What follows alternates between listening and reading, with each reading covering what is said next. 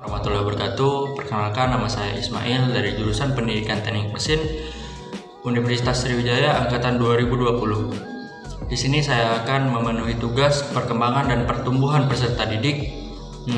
Dan di sini saya akan membuat podcast untuk menjawab beberapa pertanyaan dari Bapak Elfahmi SPD MPDT selaku dosen pembimbing mata kuliah perkembangan dan pertumbuhan peserta didik.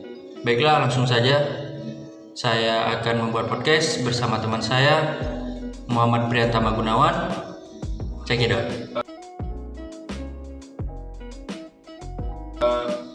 Bagaimana kabarnya saudara Ismail? Alhamdulillah baik. Alhamdulillah.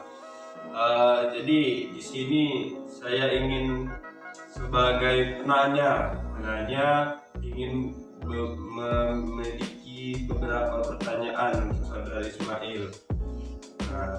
Adapun di setiap pertanyaan itu terkait kasus.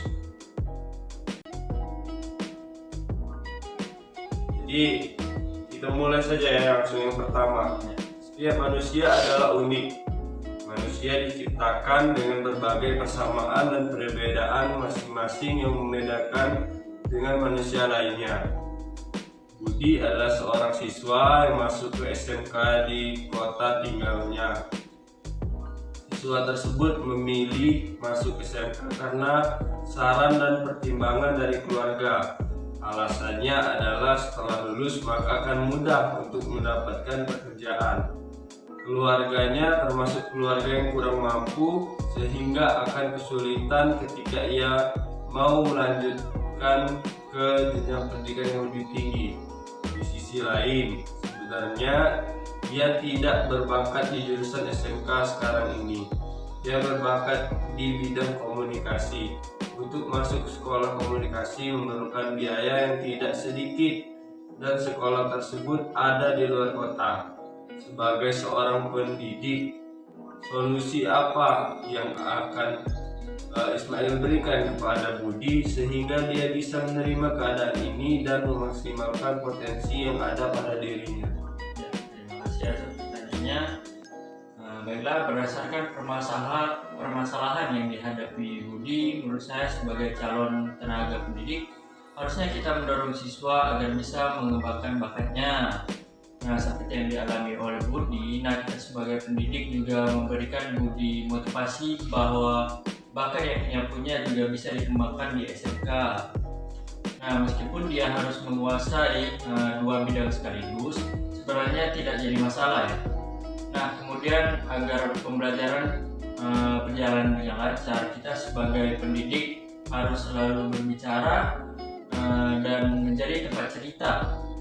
Dan untuk siswa, karena dengan begitu siswa akan merasa terbuka terhadap gurunya. Kemudian menggunakan metode pengajaran yang tepat kepada siswa tersebut. Dan kita lebih mudah mengetahui dan memahami apa sih kelebihan dan kekurangan dari siswa tersebut agar terciptanya proses belajar mengajar yang baik. Kasus Budi yang kurang biaya, kita bisa memberikan edukasi tentang masuk perguruan tinggi, beasiswa dan lain sebagainya. Budi yang kurang biaya banyak sekali beasiswa yang akan menjamin untuk melanjutkan ke jenjang yang lebih tinggi. Itu.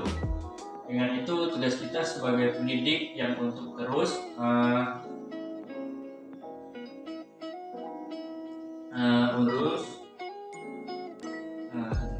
untuk terus memotivasi dan mengajar siswa asalkan sungguh-sungguh, pasti masih ada jalan keluarnya.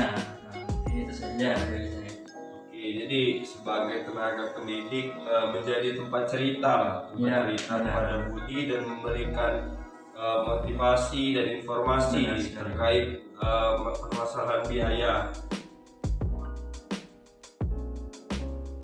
Oke, mungkin langsung ke pertanyaan yang kedua ya.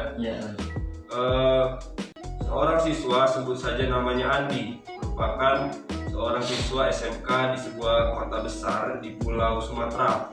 Ia merupakan seorang yang memiliki bakat di dunia teknik. Hanya saja ia orangnya tidak percaya diri.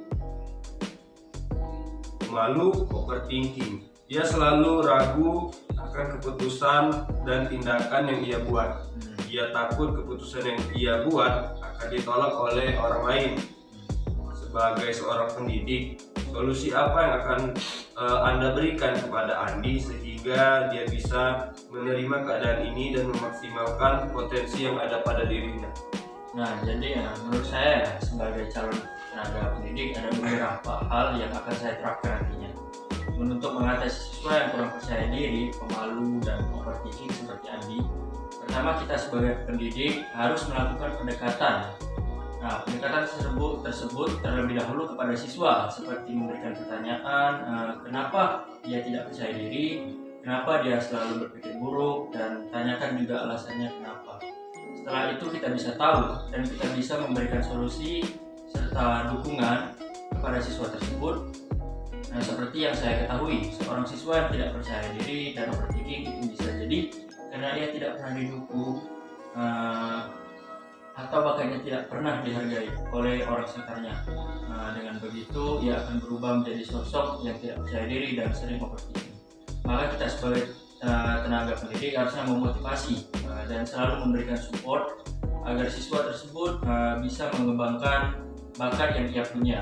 Seperti hal dari kecil, contohnya kita menghargai atas apa yang ia capai, atau bisa juga kita berikan hadiah atas prestasinya. Dengan begitu ia semangat untuk mengembangkan bakatnya yang ia miliki, dan insya Allah dia bisa menjadi sosok yang percaya diri. Oke, jadi kembali lagi seperti yang pertanyaan pertama tadi, jawaban pertama tadi yaitu sebagai tempat cerita. Iya, benar. Sebagai tempat cerita dan selalu memotivasi. Tentunya memotivasi lah siswa-siswa yang mempunyai kendala seperti itu kan. Iya, benar sekali. Oke.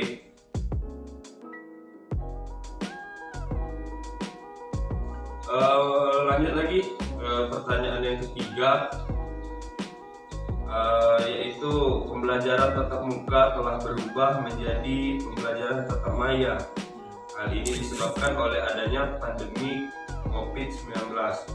Banyak kendala yang dihadapi ketika pembelajaran daring, mulai dari sinyal buruk, kuota terbatas, dan semangat dan kemandirian peserta didik yang lemah dalam pembelajaran sehingga pembelajaran terkesan monoton dan tidak menyenangkan. Jelaskan bagaimana cara Anda sebagai pendidik dapat membuat pembelajaran tatap maya tetap menyenangkan bagi peserta didik. Sebagai calon tenaga pendidik, ada beberapa solusi yang saya akan terapkan di sini. Pertama, kita bisa membuat materi pembelajaran secara online yang efektif dan bisa menarik perhatian siswa. Guru juga bisa memetakan materi yang akan disampaikan dalam bentuk mind mapping. Contohnya agar siswa lebih terarah kemana arah serta tujuan dari pembelajaran tersebut. Nah, menurut saya mind mapping ini bisa kita bagikan sebelum pembelajaran dimulai, agar pada saat pembelajaran dimulai, siswa ada bayangan mengenai materi yang akan disampaikan. Nah, selain itu guru juga bisa menyiapkan materi pembelajaran berupa PowerPoint dan lengkapi juga dengan video yang menarik mengenai materi tersebut. Nah, selanjutnya guru bisa memberikan kuis sebelum pembelajaran dimulai. Kuis ini dibuat hanya untuk refreshing otak saja, jadi berapapun nilainya itu tidak berpengaruh. Dengan begitu siswa akan mulai tertarik dengan pembelajaran, atau bisa juga kita memberikan sistem bintang. Siswa yang banyak mendapatkan bintang maka akan mendapatkan nilai yang bagus, seperti itu. Dengan begitu siswa akan senang menjawab pertanyaan dari guru. Hal ini agar terciptanya proses belajar mengajar yang baik dan interaksi antara siswa dan guru, agar pembelajaran tidak membosankan. Nah, seperti itu. Oke, jadi sebagai calon pendidik memang tentunya banyak sekali ya tantangan pada saat kuliah online seperti sekarang ini. Tapi dengan adanya tantangan tersebut bukan berarti tidak ada solusi yang diberikan. Tadi telah disebutkan beberapa solusi kan mengenai hal tersebut. Oke, lanjut ke pertanyaan keempat. yaitu emosi remaja itu cenderung tidak stabil, sering meluap-luap, perasaannya mudah marah, terbawa emosi dan emosi-emosi negatif lainnya. Terkadang sikap itu diarahkan ke hal-hal negatif. Bagaimana tindakan kita sebagai pendidik untuk mengatasi hal tersebut? Ya, nah, menurut saya ya, dalam menghadapi siswa yang emosional, sebaiknya guru jangan mudah terbawa arus emosional yang bersifat negatif. Stempel atau cap negatif akan menyebabkan hubungan guru dan murid menjadi tersekat seperti itu. Tidak netral, bahkan penuh dengan prakonsepsi negatif. Untuk menghindari hal-hal seperti itu, guru harus menjadi sosok yang pemaaf, dan seorang guru harus memahami bahwa anak berbuat kesalahan lebih karena dorongan naluri kekanak-kanakannya. Nah, jadi ketimbang pertimbangan rasionalnya, buatlah kondisi interaksi kembali netral dengan kata maaf dan membimbing murid dengan cara yang halus dan lembut. Maka perlahan mereka akan mengerti dan mau berubah untuk menjadi lebih baik. Nah, karena pada dasarnya seorang yang emosional, maka cara yang tepat untuk menghadapinya yaitu dengan perbanyak sabar dan harus memberikan perhatian kepada siswa. Jika ia sudah tenang dan senang, barulah kita sebagai guru menanyakan masalah apa yang membuat siswa tersebut menjadi emosi. Nah, dengan begitu kita bisa memberikan solusi yang baik agar emosi negatif yang ada dalam diri siswa itu bisa hilang dan tidak terjadi hal-hal yang tidak diinginkan seperti itu. Oke, jadi ini sebenarnya sama dengan yang pertama, yaitu menjadi teman bicara kan, oleh seorang siswa kan. Dan tetapi di sini yang baru yaitu dengan meminta maaf. Ya, benar sekali. Meminta maaf dan menjadi lebih sabar lah kan, kita sebagai orang yang lebih dewasa, dan juga kita menghadapi siswa yang emosi ya seperti itu kan, namanya darah muda kan. Iya, benar. Menggebu-gebu. Oke, baik, lanjut ke pertanyaan yang terakhir. Nah, yang terakhir bukan kedua terakhir, yang kelima. Hidup ini unik, kita yang menjalani, Tuhan yang menentukan, dan orang lain yang berkomentar.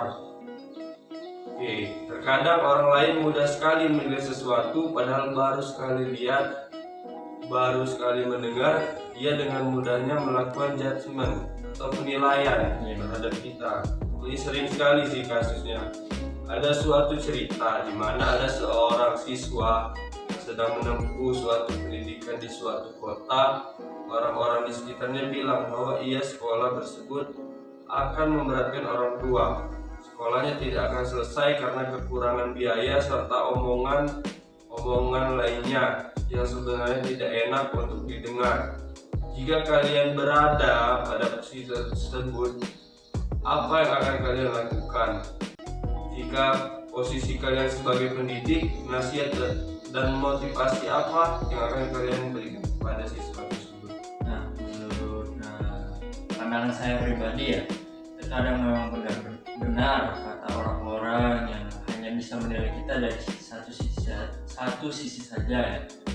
Kadangkala mereka berbicara tanpa memikirkan perasaan orang lain. Jujur, jika saya berada di posisi tersebut, saya pasti bakal sakit hati mendengar komentar buruk dari mereka. Tapi tenang, itu hanya sebentar ya. Nah, setelah itu saya berpikir, ini hidup saya loh, ini pilihan saya. Dan orang tua saya juga mendukung dan selalu mensupport saya. Atas apa yang membuat saya sedih? Seperti itu. Harusnya saya lebih semangat mencapai tujuan saya. Menurut saya komentar buruk dari orang-orang itu bisa dijadikan motivasi untuk lebih baik ke depannya. Nah, dalam artian jangan sampai ada orang yang katakan itu benar-benar terjadi. Nah, maka saya harus memberikan yang terbaik untuk diri saya sendiri dan untuk orang-orang yang peduli pada saya.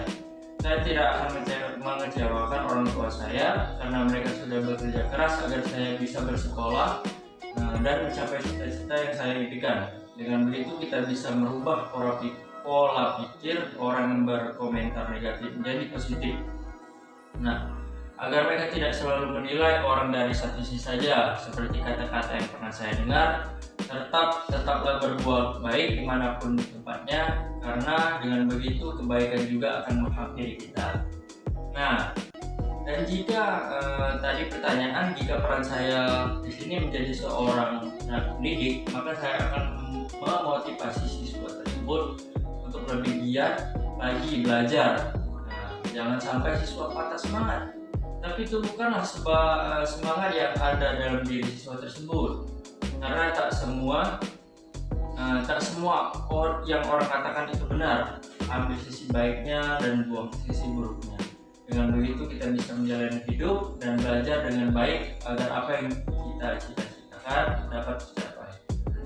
Oke, benar sekali. Saya setuju dengan jawaban dari Ismail, yaitu semakin banyak cacian, semakin banyak komentar dari semua orang, itu bisa malah meningkatkan motivasi kita untuk lebih baik lagi.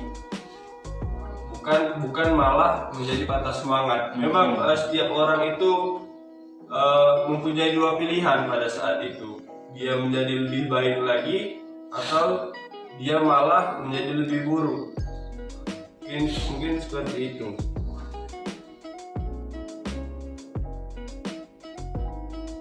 Oke, ini pertanyaan terakhir, yaitu kata-kata motivasi apa yang paling mempengaruhi hidup Anda sehingga Anda menjadi lebih semangat dan berbahagia dalam menjalani hidup? Nah, itu kata-kata motivasi ya sangat berpengaruh untuk diri kita sendiri.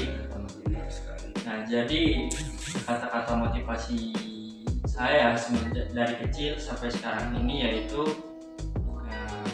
tetaplah ya, di saat kita lahir biarkan orang-orang tertawa dan kita sendiri yang menangis. Nah, kemudian di saat kita sudah besar, ya kita sudah banyak menempuh kehidupan, di saat matinya kita sendiri yang tersenyum dan biarkan orang lain yang menangis. Mungkin itu saja dari saya. Terima kasih. Oke. Kata-kata motivasi yang sangat di luar pemikiran orang-orang lain, out of the box, dimana pada saat orang menangis kita tersenyum, dan pada saat kita menangis orang tersenyum. Iya, benar. Pada saat kecil kan. Iya. Dan akhirnya pada saat kita meninggalkan mereka menangis. Oke. Sangat memotivasi. Semoga di luar sana apa saja pertanyaan dan jawaban tadi yang telah diberikan dapat memotivasi orang banyak lah. Ya, amin. Dan juga bisa memberikan hikmah di lingkungan sekitar kita. Amin. Mungkin itu saja wawancara pada hari ini. Mohon maaf apabila ada salah kata. Saya mohon maaf. Saya juga mohon maaf. Intinya terima kasih telah menjawab beberapa pertanyaan tadi.